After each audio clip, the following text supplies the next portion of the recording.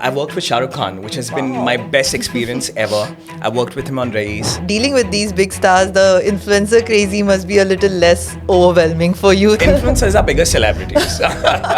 Khan's is all about films. And then you have influencers who have absolutely zero connection with films. And you see them out there showcasing fashion and in a not so right way.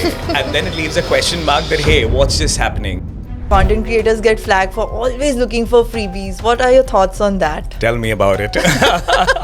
Guest listing, what you see me doing currently, and which is so much spoken about.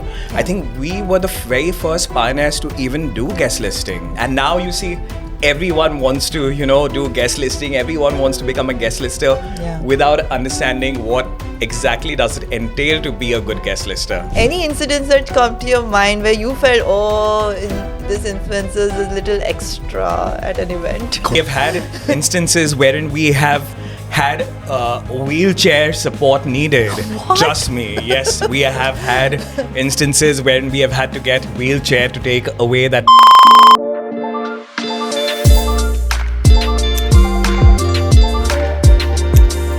Hello and welcome to Getting Drunk with Madira Vogue. As you all know, I'm Priyanka Arora, aka Madira Vogue, and this show is extra special to me today because I am gonna be joined by a very special friend and a guest who has been inspiring me for so many years with his good work, great content. Let me tell you, his Instagram feed gives so many people FOMO in a very good way. So without further ado, let me introduce you, Imraan Lightwala. Hi, Imraan. Hello, and thank you for such an amazing introduction. Oh, pleasure is all mine. I just hope as much as I'm excited, your audience is excited as well. Imraan is someone who has been multitasking, I must say that. I don't know how you do that. You are the managing director and you have your own agency called Tamsha Worldwide. You are a content creator yourself. You host such interesting events. You work with multiple brands across India. Imraan, I must tell you, how do you get time and energy to do so many things? Oh my God, don't ask me. And the podcast. This is my first podcast. So yes, I'm excited as well. Let's see how it all goes. Yeah, yes. I mean, super excited. Thank you so much for taking out time. Thank you so much. In spite of so many things that you have been doing, there's so much happening. Of lately, I've seen you host some amazing events and we're going to talk about it. But let me, for my viewers who are getting to know you for the first time today at the podcast, I know you started your journey long back and it's been a while that you've been in the entertainment and the media industry. But it didn't start in India. I think you were not here in India. Correct. So if you could take our viewers a little back and how did your journey start? If you can tell us about that. Correct. So I'll tell you a little bit about my childhood actually. It's been pretty comfortable, I would say. And I belong to a diverse background. My parents come from two diverse backgrounds. My dad belongs to the Bohra Muslim community, which is pretty respected. And my mom is a Maharashtrian Brahmin. Wow. She belongs to the police background because my Nana was retired as the Assistant Commissioner of Police, Bombay. Wow. So, that gave me the best of both the worlds. Of course, I did have my set of challenges as a child. I lost my dad at a very early age.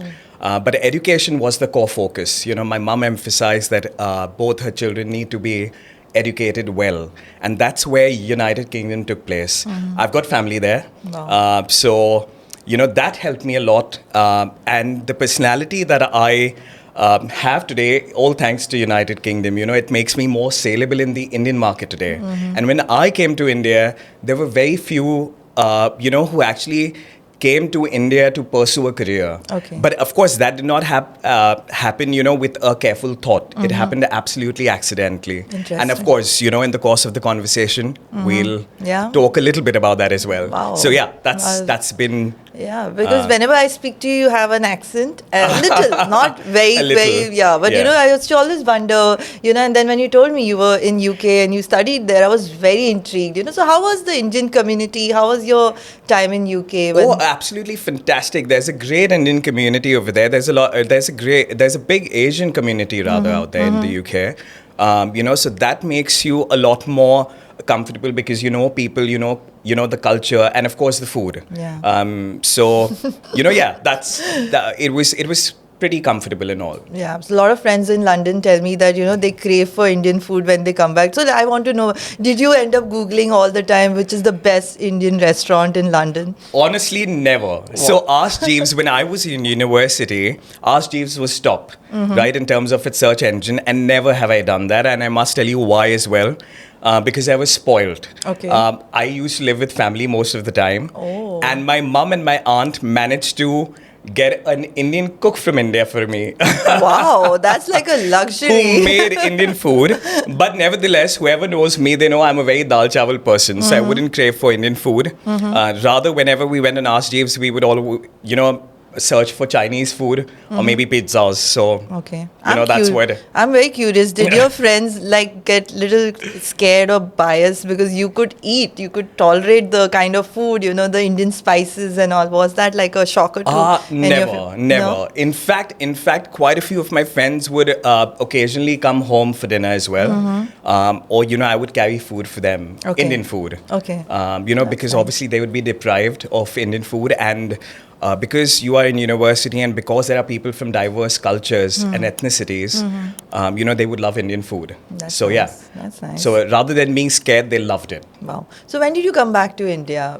It's been years now. I don't even know what year did I come back, but I think about 9 or 10 years ago. Yeah, it's been that long. So why did you come back to India? I mean, this out of curiosity. That's a great question. So I thought I would take a sandwich break. I got back to India with a return ticket, by the way. Okay. Of course, a job had to be sought. I did have a couple of jobs in, the better organizations over there, but I got back to India and I said, let me just take a break because I was India deprived. And once I got to India, I was reading the newspapers and I read this article on Chinmaya Mission, Okay. Which basically taught Vedanta. Oh. And because I was always fond of it since my childhood, I thought, okay, let me just do a 1-week course over there. So I went for that 1-week course and that got me so attached to India. So then I was like, okay, fine, I do need to be in India. Let me just experiment for a few more days and probably I would head back, because obviously I had a residency. But yeah, India chose to have me. Okay, interesting. Very interesting story. When I was going through your gram, Imran, because you do such interesting travel content, I saw a little bit of I can say synchronicity that you were mostly choosing a lot of religious destination, be it Kashi, Banaras, Kanchidham. I mean, I was going through your feed and I could feel there was a connection that you were choosing these interesting, very known religious places. Is there a reason behind it? I mean, is there reason for being such spiritually inclined travel happening? Well, there is no particular reason per se, but yes, you're right. I do choose destinations which have a lot of cultural backing. So if you've seen my most recent travel, it was to Bhutan, which had a lot of cultural significance. And hence I chose that destination over any other destination. But yes, I'm inclined towards traveling to spiritual places, and Banaras was a destination that I chose immediately after lockdown, after all that chaos that all of us experienced. Yeah. I thought it's good for me to go to a destination where I kind of, get that peace or, I try to find a lot more about myself and what's happening around the world. So Banaras was a chosen destination. So yes, I do choose destinations which kind of give me, a message. Okay. Or, where I can find, any sort of significance. So yeah. That's interesting. Are there any interesting people that you have met across while traveling? Quite a few. I love meeting spiritual gurus. I love interacting with them. One of my best, I would say, has been, or rather, I would say I wanted to, as a child, meet someone who I watched on television, and that's Asaram Bapu. Oh, yes. Okay. I do know his entire family, by the way. Wow. Not anymore, but I would interact with him, his daughter, and his daughter has actually made food for me as well. Wow. Yes, so that's how closely, yes, it's been That's an interesting one. I was quite taken aback, hearing about his arrest, etc.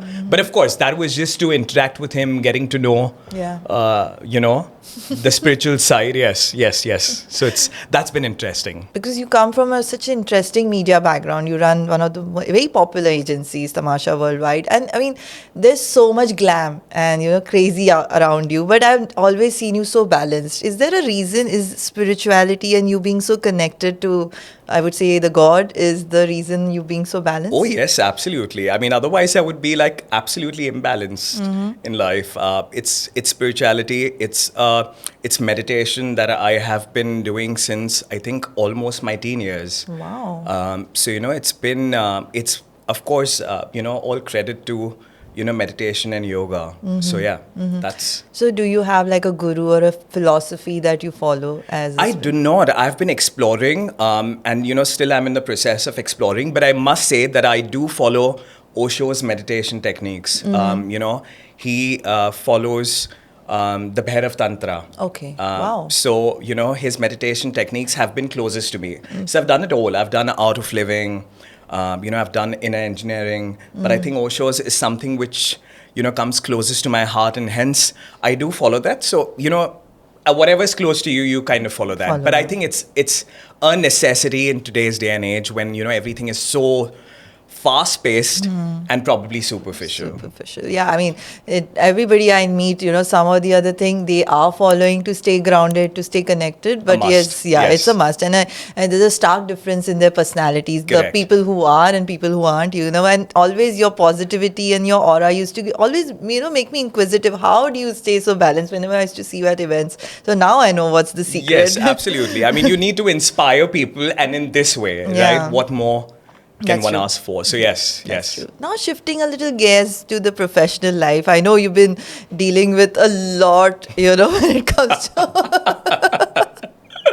When I say a lot, I know a lot has been happening, be it events that you curate, there are some of the best lifestyle events that I have been to personally, to the brands, So let's start a little bit, how did this journey begin professionally for you? I'm sure because you just said that you had a couple of offers and, then you taking your own leap of faith and starting. How did this all start, So I think that started when I took on the offer of a general manager with Globosport, which is owned by Mahesh Bhupati. Oh, nice. So, I started off as a GM out there. I worked over there for a year. And then I soon realized that, no, I need to start something of my own. Okay. And I started off my own agency by the name of Tamasha Worldwide. And, we forayed into movie marketing initially. Wow. So we have worked with some of the best production houses that include Balaji, Baref, Red Chilies. Wow. So I've worked very closely with those production houses.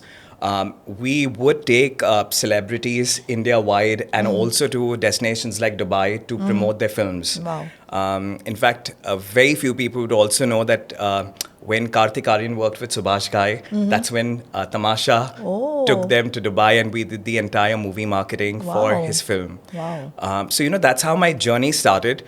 But it was only after lockdown or during lockdown, I think, when the whole influencer era became a lot more significant than what it was. That's true. And that's when I forayed into influencer management and celebrity management. Okay. And now, of course, it's taken a whole different turn altogether. Okay, but I must say you were like dealing with the OG influencers when the influencer marketing was. Oh yes, when it was even unheard of. In Yeah. fact, guest listing, what you see me doing currently, and which is so much spoken about, I think we were the very first pioneers to even do guest listing. Wow. When the lockdown just got over, that's when the phase of guest listing actually took place, Otherwise, very few people knew about guest listing. Okay. So I think we started off with Geo World Drive because Geo World Drive had opened up then. And we started off at Geo World Drive and now you see everyone wants to, do guest listing. Everyone wants to become a guest lister without understanding what exactly does it entail to be a good guest lister. Yeah, I can imagine. There are a lot of questions around that as well in the podcast ahead. Lovely. But because you said about movie marketing and, even that has changed so much in India, because from just being star-oriented, the crazy country that we live in, Bollywood always rocks, to today, influencers taking up, Bollywood stints here and there. So, but I want to know, how was your experience in the movie marketing? Oh, it was fabulous, though it was exhausting at times because, obviously you're dealing with celebrities who have who have their own entourage. So imagine the kind of madness that you are dealing with day in, day out. Plus when I say that we used to market them in cities, we had to travel with them to cities like Delhi, Patna, Ahmedabad, Surat. So, imagine taking a whole entourage and the cost that goes along with it. God. Getting the schedule was insane. But then, I've worked with celebrities like Varun Dhawan, Ileana D. Cruz. And it's been absolutely fantastic. Nice. I've worked with Shah Rukh Khan, which has been my best experience ever. I worked with him on Raees. Tamasha has been a part of Raees. And we have shot at 3 a.m. in the morning, on his brand associations for that film. And it has been absolutely at ease. Wow. So yeah, That's nice. it's I would say overall it's been fantastic. That's nice. So yeah, I think now with dealing with these big stars, the influencer crazy must be a little less overwhelming for you than It's much more. It's much more. Influencers are bigger celebrities. Coming back to the whole influencer era that today we live in, like I extremely believe that, there is a stark difference between influencers and content creators, I mean, I don't know what are your thoughts about it, but do you feel there is a difference between OG content creators and OG influencers? A very thin line of difference now. A very thin line of difference. I mean, content creators want to be influencers and vice versa. That's true. I see a very thin line of difference between influencers and content creators now. Yes. So coming to the influencer community that you are, like you've been dealing with for so many years, like 4-5 years that I know of, and how is this that the community today has, started to bank on you? You've actually managed to create a community, of these influencers that I see at your events, because they really bank on you when it comes to attending good events, attending your, launches. So how did that happen, Imraan? So, a lot of people would think it's very easy, but that has taken a lot of time and effort. Like I said, we started off, immediately post-lockdown. It took a whole different meaning altogether. And I will give you an example. So Kiehl's was the first international brand that approached us to do a guest listing at Geo World Drive at BKC. Wow.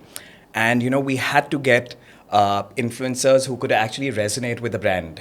Now, then influencers hardly knew each other face to face. So what would be the best mechanism would be to go through each one's profile, email them, and then seek the approval of getting them to the Kiehl's event. Wow.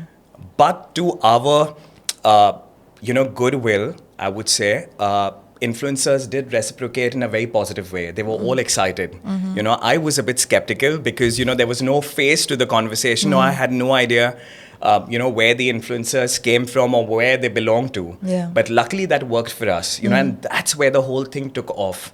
So since then, it's just been filtering influencers. Obviously, brands are very particular about what influencers they need at events, right? So we have to do that filtration. As well. So yeah, that's how the whole thing works. We filter influencers, we see which influencer matches up with which brand, and then we invite influencers. I know there's a huge frenzy when we have an event, of influencers wanting to come to our events.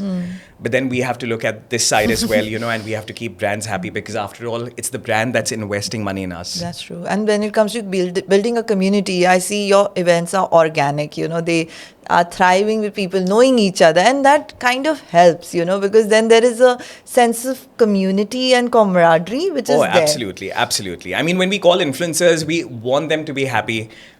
We want them to be happy by getting what they want, So when I host an event at a restaurant, I hosted with this actor called Babis Dorabji, who's an influencer as well. And we go to the restaurant, we do a recce, we try their food, and only then we take up an event out there, and then we ensure that, the influencers who come, they're well fed and well drunk. So yeah, happiness of the influencers is what matters to us at the end of the day. And of course, the brand. That's good. But, coming back to seeing that today big global events like Cannes, they also invite influencers, or, I mean, what's your take about that? Do you think it dilutes from the way things are there, now that these big global events are also banking on influencers? Well, I'll just be honest. Cannes, I think it's probably a paid gig. It's probably a paid gig because you see influencers, I mean, Cannes is all about films. Yeah. It's all about showcasing films. Yeah. And then you have influencers who have absolutely zero connection with films, and you That's see them out there, Yeah. showcasing fashion, and in a not so right way, and then it leaves a question mark that, hey, what's this happening? Yeah. But I think that's happening at a global level. Yeah. For example, even when I was in UK and I was studying, right, I would have students who would be at A-list universities, and I would wonder, like, how did they even get admission? Okay. Because there was absolutely no way in which with the kind of GPA that they probably would have got during their college days in India, would land up in such incredible universities. So Okay. I think there's definitely a question mark on Cannes. Yeah, I completely agree with you. Feelings are resonated. When it comes to people, like, influencers in the Bombay, and when it comes to influencers in Delhi, do you see or secretly notice any stark difference there? Well, of course, there is a huge difference. I mean, the one line that I would put forth for Delhi influencers is like, "मैं तो अपना favorite हूँ या मैं तो अपनी favorite हूँ." So there's no one else who comes close to me and myself. Whereas Bombay influencers are still a lot more grounded than Delhi influencers. Not to say that they do not have that attitude, but of course they're much more grounded. They're much more approachable than Delhi influencers. But yes, I must confess that I've had some of the best events in Delhi. Okay. Some of the best events in Delhi, because they know how to dress, they know how to spend.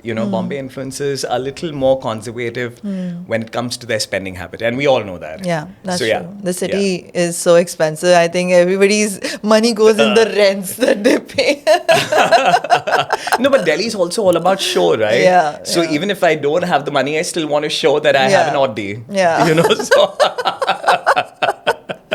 Coming to the brands that you've been working with, you already told me there's a filtration that you do, but is there a brand or that you particularly think has very, very meticulous when it comes to picking their influencers, or how's the process from the brand end that you see that they follow when it comes to picking? Well, I still think there's a lot of work that marketers need to do while filtering influencers, or while taking on board influencers. Okay. Right now, I still feel there is an absolute random mechanism in which brands pick on influencers, right? Because of this whole euphoria and frenzy that we need to have an influencer on board to put forth a product. They would go about taking influencers very randomly. So just to give you an example, is an alcohol brand approaching a mom influencer to, promote alcohol. Okay. And I'm not saying that mothers don't drink, but I don't know if that's the right thing to do, in terms of promotion. So I do understand, a milk-based brand promoting a mother, or a pamper brand promoting, but I don't really still understand, an alcohol brand promoting, their That's product via mothers. That's true. And, the influencers are also all ready because they get that money, right? Or they get that, like a 2-minute recognition. So I think there's a lot of work to do. But yes, there are quite a few brands which obviously consciously pick up influencers as well. I really love that process. And thankfully, I've been in touch with those brands which consciously pick up influencers. That's good. That's good. And what do you think about the word barter? I mean, I love it. I love it. It's like, I've seen a lot of brands at times, like literally sending you barter, products and hampers, which really need to be thought through, and made into a video or a thing like that. Yeah. But, do you feel the expectations are right when it comes to the barter deals from the brands? Well, sometimes not. To be honest, I have done barters, right? But I've done some great barters. So if the product is really nice, I'm happy to accept barters, right? And I think everyone is happy, to accept barters. Influencers might just say, oh, we don't do barters. But I know everyone does barters. Even celebrities, mainstream celebrities do barters, right? So you'd be amazed to know A-lister Bollywood doing barters with media houses, right? They do, and that's not bad because they're getting that media space. They're getting articles in, the front page of the newspapers. So why not? So I always feel barters, if thought over consciously, is a good mechanism. But of course, it shouldn't demean the influencer, who's in front of you. That's so true. That's true. So Imran, a lot of us, guilty pleasures too, get flagged. Content creators get flagged for always looking for freebies. What are your thoughts on that? Tell me about it. Yes, they do. I get flooded. People often think influencers, and let me tell you also celebrities. Really? Yes. I've been approached for shoes. I've been approached for clothes. And then I think that भाई मैं अपने खुद के जूते और खुद के कपड़े खरीदता हूँ for every event of mine. And आपको freebies चाहिए. So yeah, who doesn't like freebies after all, right? But it's good to get freebies from the brand themselves. But approaching me, a complete no. I agree. On a lighter note, I really want to know any of your funny or, not funny, but any of your experiences if you had to share with any influencers at an event, which kind of stays back in your memory. So many. I would have so many. I mean, our events, you have attended our events and the gate crashing that goes on in all the events, people portraying themselves to be influencers or me having called them even, and I'm like dumbfounded. I said, do I even know you, and they're at my event. Yeah. So you kind of, face these instances like almost regularly. You have influencers who DM you, fill your DM, wanting to be at your event. You have influencers who use words such as, sir, we want to learn from you as to how do we attend your events. And I'm like, look, have I opened up an educational institute? I soon wherein think I'm that's teaching coming. people to come to my events. Wow, I wish I could do that. That would be like an extra income for me. Yeah, but if I had to put everything into perspective, it's the balance has to be there. For sure. And I think a For lot sure. of these events that you attend, when there are gate crashing or there are events like these happening, you are put into an additional stress, which is not needed. Of course. I pray before going to any other event, and genuinely I pray before going to an event that, okay, I hope the event goes smoothly. So, that is essential because you don't want anything untoward happening at the event, That's true. So obviously our events have, F&B, and by F&B, I mean there are drinks, so you don't want anything going wrong because, once someone gets drunk, what's going to be the after effect. Yeah. But I must say the brands have been so supportive of us. So there have been instances, but they have always supported us. Yeah, I know a lot of brands have been working with you for so many years. Oh, yes. When it comes to guest Of listing, course. when it comes to launching these new events. Any incidents which has happened at a brand and they had to, let it go, sort of a thing, but you remember? Not on top of my mind though. Not really. Okay, that's nice. Like good that the prayers are working. We all are humans, people tend to get carried away at times, I would say, in events and in places, especially when there's alcohol.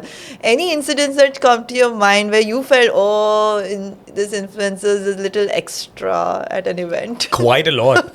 We have had instances wherein we have had wheelchair support needed. What? Trust me. Yes, we have had instances wherein we have had to get wheelchair to take away that particular influencer. So yes, there are always incidents. But anyway, the next question for you, yeah? For I me? just want to know, Really? yeah, what's the next event you're hosting? Hey, that's your line, Imraan. That's my question. That's for me Putting to you on a ask. spot, right? Yeah, No, I've just putting- been practicing. Who knows next? I might just become a podcaster, right? Oh, and I know there's really a long list of people who would want to come on Yes. your podcast, Of like they course. want to come for Of your course. events. But you will be the first one. Yay! Thank you. Thanks, Imraan. It's been a pleasure. While we did not drink much, but let's do a cheers. Yes, of course. So cheers to. Cheers to great evening. Coming to influencers, like you spoke about the mom influencer being offered an alcohol brand, and I also do a lot of alcohol content on my gram. What are your thoughts about now that the alcohol brands have started using influencers everywhere? Do you think it's a great thing? Do you think there needs to be a little more sensitivity towards the content that they put out? What are your thoughts? I think it's an absolute fantastic move because the Indian market is still not there when it comes to alcohol, right? Yeah. People are getting to know alcohol. People are getting to know, the various mixes or, getting to know cocktails. In fact, you'll be surprised that, a lot many people who consume alcohol do not even know that mocktails do not have alcohol. Oh. They feel that mocktails and cocktails are exactly the same. Same. Maybe a mocktail has a lot more fruit punches in it than what a cocktail has. And genuinely, right? So there needs to be a lot of education that needs to be important. And what better way than, getting on board an influencer, but an influencer who's from the F&B space necessarily. Okay. Yeah. Okay. So I think it's a great move for sure. That's nice. Thank you. But, coming to the point that you raised that influencer needs to be from an F&B space. And I've seen at the events, that a lot of influencers have started posing with cocktails, but that's okay. They're appreciating a good cocktail. But if you have to make content around cocktails and talk about alcohol, do you think it's necessary that they have some sort of a background, like you said, Of course. There needs to be a background. That influencer, the brand person needs to have a conversation with, the influencer, understand their thoughts, and, then take the influencer on board. So it shouldn't just be a random selection. In fact, that applies to almost every brand, not only an alcohol brand, it should apply to every brand. That's what, when I work with brands, we always have a conversation with the influencer. We take them through the concept, get their final intent, and then get them on board, so that's, an absolutely strategic thing to do, so, understanding the influencer's thought, understanding their understanding, getting their final intent, and then getting them on board, because obviously there is a money that's being, invested in the influencer. That's true. So yes. That's true. And very well said that, there has to be checks and balances. Of course. Yeah. Of course. And coming to, because you've been working with alcohol brands, I see today from tequila to whiskey, everyone is inviting influencers to do the tasting. Any event that comes to your mind which has really, made the right mark in last few months? Yes, the most recent one that we did was for Kingfisher, for their Queenfisher brand, which is aimed at targeting women. So very few people even know that, there is a beer which is specifically meant for women, which is Queenfisher. Interesting. So we did that event wherein we got a pool of women who spoke about alcohol and alcohol for women, and what are the ingredients that are included in that, in the beer. So that was a very interesting event. We guest listed women, who were fond of alcohol. We got them to experience Kingfisher, and I think that was a great move. And I think alcohol brands need to do such kind of events on a very regular basis. So restaurants do have women's night, when you see, but that's more about freebies, they would be like advocating, women get free drinks, or, the woman could get a man along, so it's not really about, imparting, knowledge on alcohol. It's just, putting forth, okay, you're getting this free probably. Yeah. So I think that was a great move by Kingfisher, yes. That's good. Yeah, I remember you had invited me to. Yeah, yes. So I remember the that was panel. A working day. It was a working day, unfortunately. But yeah, you're right. The knowledge part and people getting to understand their alcohol is very much needed in India now. And that's why we come into the picture. Correct. And now coming to, Imran, because I have personally been part of a lot of your events and I really enjoy them. They really put a lot of efforts. And, the cocktails and the kind of curation, like you said, that you and Wabis go and, curate the food beforehand. But is there a hit cocktail that you have personally and it goes with your personality? Like you like... Hot toddy. Hot Does that say a lot? Yeah, it does say a lot. And goes with the weather also, right? It goes with the weather, and also I'm prone to, so I've got a sinus problem. Hot toddy goes perfectly well. So my cousins have introduced, they travel frequently to Goa, and my cousin makes the best of hot toddy. Okay. So, that's where he introduced me to hot toddy. And I think... so I don't know whether you know or not. I mean, I'm sure you know. Toddy comes from the word tadi, which is from the palm. I don't know the origin because I was trying to trace whether it's from Kerala or Goa. But either way, I love hot toddy. Okay. And what about other classic cocktails? Are there any favorites there? I quite like the one with, the masala cocktail. I've quite liked, cocktails like with ingredients. Yeah, like the spicy. But you know, there are masala versions now in Bombay. Like especially when you go to a lot of shetty restaurants, you do get masala infused cocktails, Yeah. and they call it the masala cocktail. So I've quite kind of developed a taste for that because it gives you like that whole zing. So yeah. Yeah, now I know what kind of cocktails to get you next time. But I still stick to hot toddy. Coming to, because we all get so swayed by the gram, I mean, guilty pleasure, me too. I've gone to restaurants and ordered a cocktail I have seen at a influencer's, feed. Are any such instances have happened? I've with done you? that for the gram. Yes. It should look on the gram, right? Because you are like eventually going there and it should look nice and you want your audience to come there. Now the audience sees what the food looks like, what the beverage looks like. That's so true. it should have a nice color to it. So I have done that. I have done that genuinely. Okay. And I know which cocktail Yes. you're talking about. And coming to, cocktails to mocktails, you said a lot of people don't understand still the difference, but having said that, are there any restaurants that you think or the bars that are really acing it when it comes to good cocktails right now? Quite a few, in fact. Quite a few when it comes to cocktails. Yes. I mean, could I take the name? Yeah, please do. I want to know. So I've got this very nice, cute little restaurant based out of Andheri East, which is called Craycraft. And I think they make some of the best cocktails, which are infused with absolutely Indian ingredients. So they have something which is got jackfruit in it. So they ferment jackfruit for a while, and it's a very traditional South Indian, drink. Okay. I absolutely am in love with that, because I'm particularly fond about jackfruit as a fruit. But when it turns into a cocktail, it's got a very different flavor to it. Yes. And I don't know how they make it because obviously they have their secret ingredients in it, but it's absolutely fab. So anyone who's watching this, please must go. Yeah, I agree with you. I've been to Craycraft. It's fab. Isn't it? It's fab. It's yeah, fab. the food is fab as well. Yeah, that's true. Now coming to, like, you're talking about food, you're talking about alcohol, it all revolves around such personal touch, when it comes to, like, you cannot replicate it with a AI influencer, I must say that, But the brand marketeers have hooked on to anything which trends, and right now AI is trending. So what are your thoughts starting with AI influencers? What do you think about AI influencers? I mean, yet to grow, people are yet to experiment.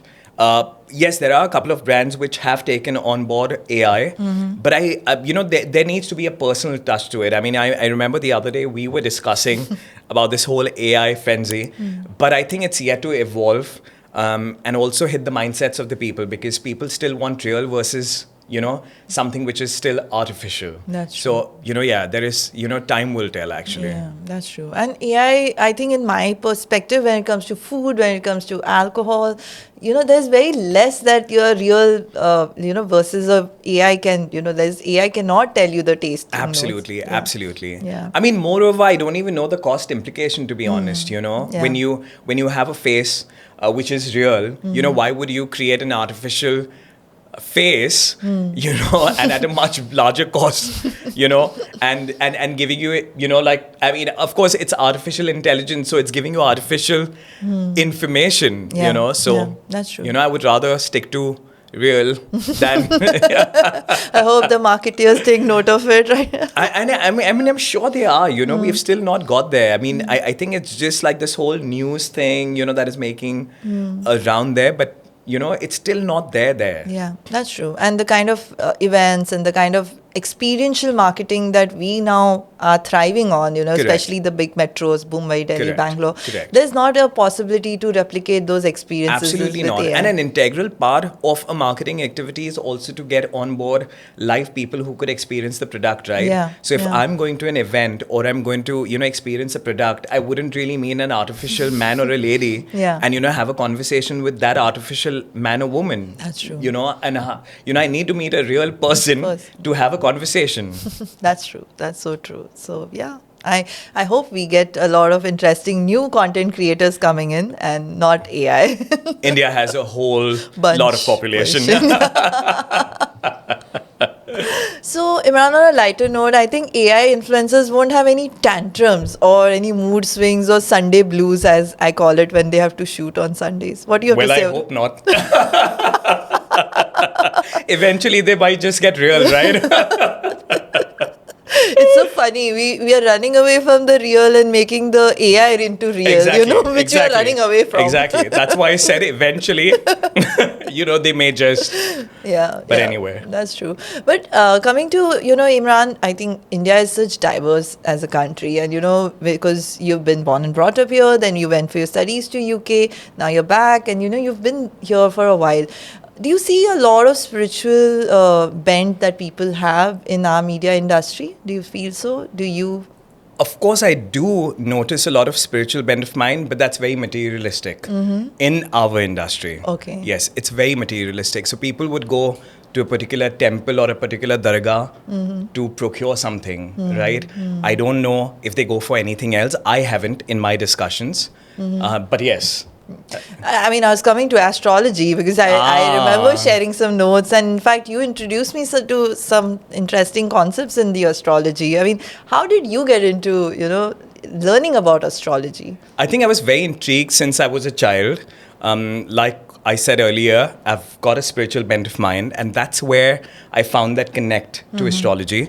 So via your podcast, I think it would be surprising for quite a few people that I have been studying astrology since quite a few years. Wow. I also did consult quite a few people. Really?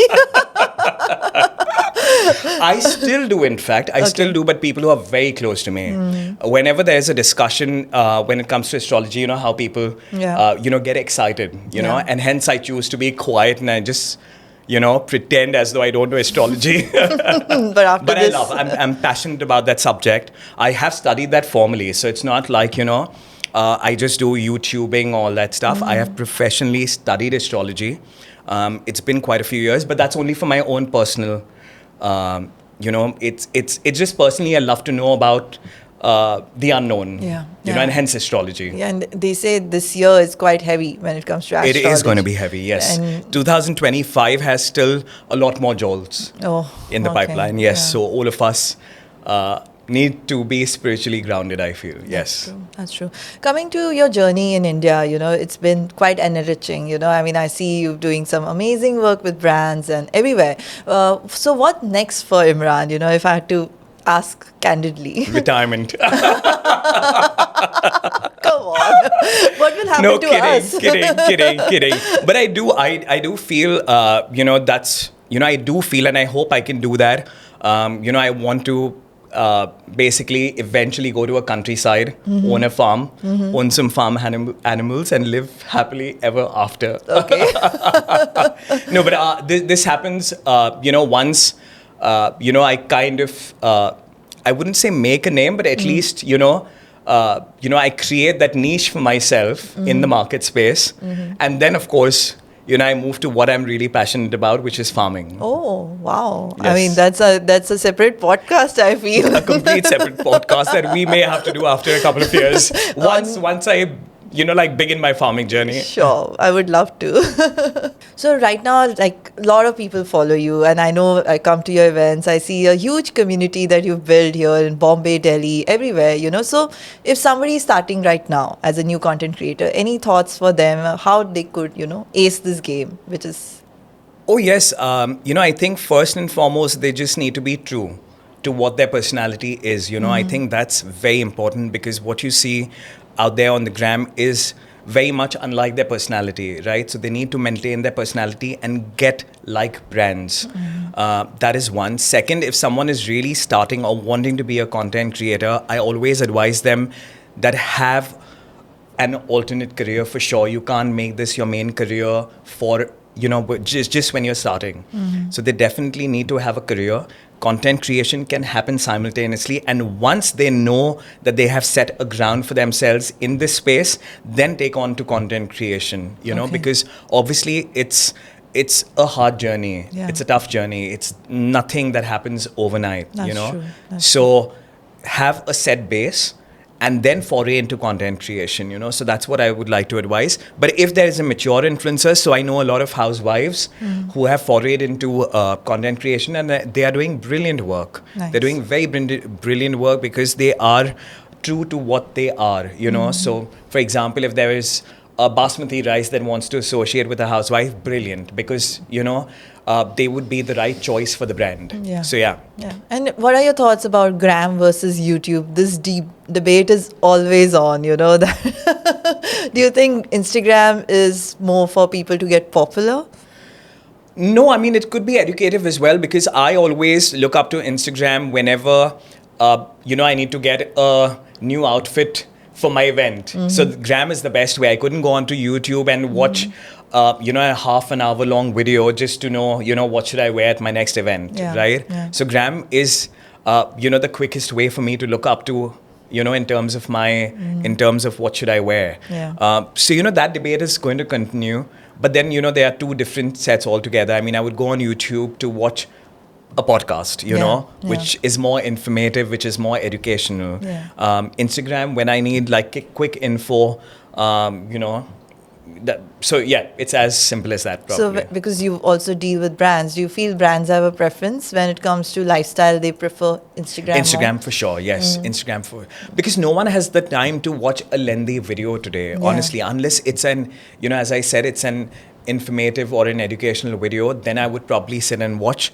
And also the person who's probably talking in that video needs to be interesting, right? So yeah, that's true. And I mean, I see you do so much of travel content. I sometimes wonder, do you have a YouTube channel or something in the pipeline? I don't think I'll I'll get on to making a YouTube. I mean, Instagram itself, honestly, I'm grateful that people do think, I've got a good page, but I've yet to build on that page. There's so much to do. I hardly post, to be honest. Yeah. You've been selective. I would I've been say very that. selective. I would say that. But the Gram, I'm telling you from personal experience, your Gram gives FOMO. Thank you. Every Friday, Saturday, whenever I'm looking around, I'm like, oh, I should see where is the new launch happening. And Imraan is getting a new place launched.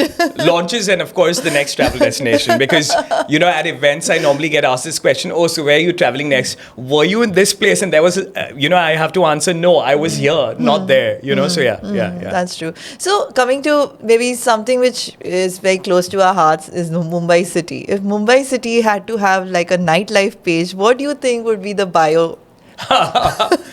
Available 24/7. I agree. A bit cheesy. Imraan, you've been such a sweet guest to the podcast, but I'm not going to let you go because, like always, we have a rapid fire round.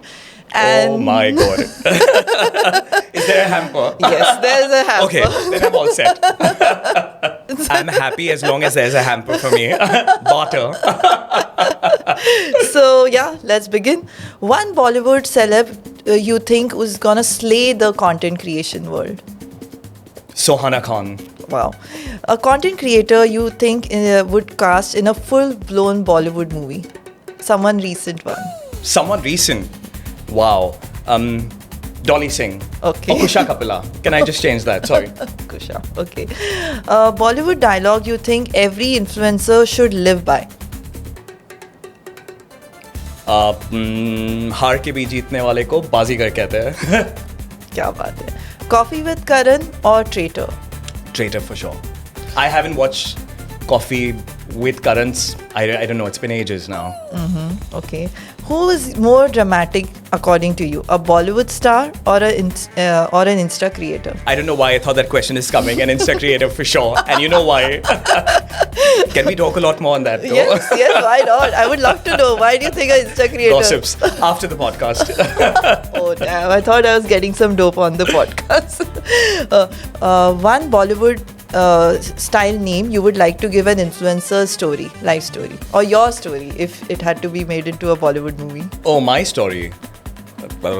I'm lost. Lost in translation.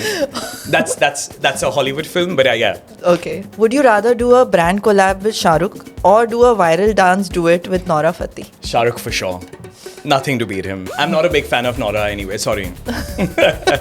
One Bollywood song that perfectly sums up your journey so far. Again, Kal Ho Na Ho. Kal Ho Na Ho, yes. The title song, the title track. One most filmy thing you have done at a brand event or at a shoot, your personal shoot. Yeah, nothing. I'm dying to do that. I'm dying to do like a Shah Rukh Khan pose with his arms out. But I've done that in Bhutan, I've done that. I've yet to post that. So yeah, Okay. that's from the future perspective. Nice. Can I get the picture? You can, for sure. Oh yeah, to integrate that with the podcast. Yes. If a Bollywood made a film on an influencer life, what would be the title? Dirty Picture Part 3.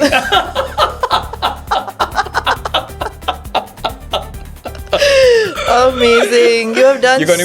You're putting me out of my job now soon. You'll have the hampers, the barters. Chalo. So you did so amazingly well, Imran. So this is a small. little I'm excited. Thank you so much. This is the most important part of the show, right? And this is what I come for. The butter. But no, thank you so much for having me. No. My first podcast, and you gave me the courage. I would never do that otherwise. No, and pleasure's all probably I doubt if I would do that in future as well. Unless and until yes, I become a farmer. Yes. Then we'll do a nice podcast on farming. On the farming. On farming, yes. But I think right now there's a long way to go before the farming thing happens, and all the people who look up to you for the great content, the great work that you've been doing. A lot of influencers are dependent on you, I would rather say, for getting that foot in the door with the brand. So thank you for so much. Keeping up with so many expectations that influencers must be putting at you at times. And thank you so for much. such great work that you've been doing. Thank you. I hope I live up to everyone's expectations. So. I'm sure you will. Thank you. Thank you. So that was an amazing episode of Getting Drunk with Madira Vogue. Well, the drinking happened a little less in this episode, but there was a lot of fiery conversation that happened thanks to my guest, Imraan Lightwala. Stay tuned and keep watching Madira Vogue for more such interesting content.